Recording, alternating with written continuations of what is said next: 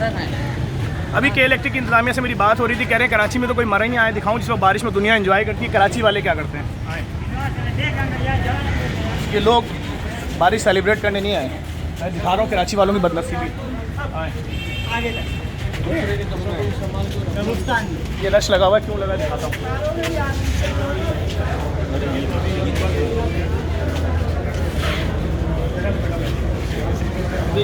ये देखिए 15 साल का बच्चा, मोहम्मद कैफ इसका नाम, ये इसके वालिद हैं, 3 बहनों का इकलौता भाई था। क्या हुआ सर आज सुबह इस बच्चे के साथ?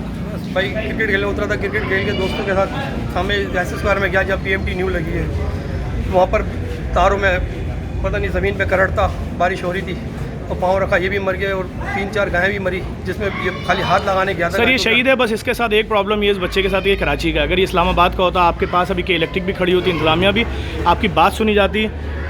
हो सकता है इस बच्चे का शहीद का खून रंग लेकर आए और हुक्मरानों की गैरत जाग जाए। इस वक्त कराची वाले बारिश में अपने बच्चों को दफना रहे हैं। ये बच्चा भी इकलौता बच्चा था। आपने MLO कराया इसका?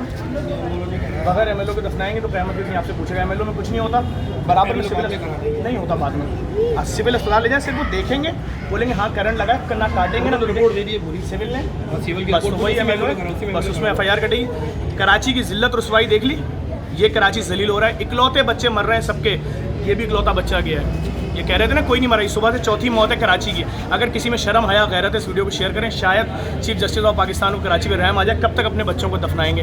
के इलेक्ट्रिक प्राइवेट कंपनी है, जुल्म कर रही है कराची पे। किसी को शर्म आए तो थोड़ा सा इंसाफ कर दो कराची के साथ।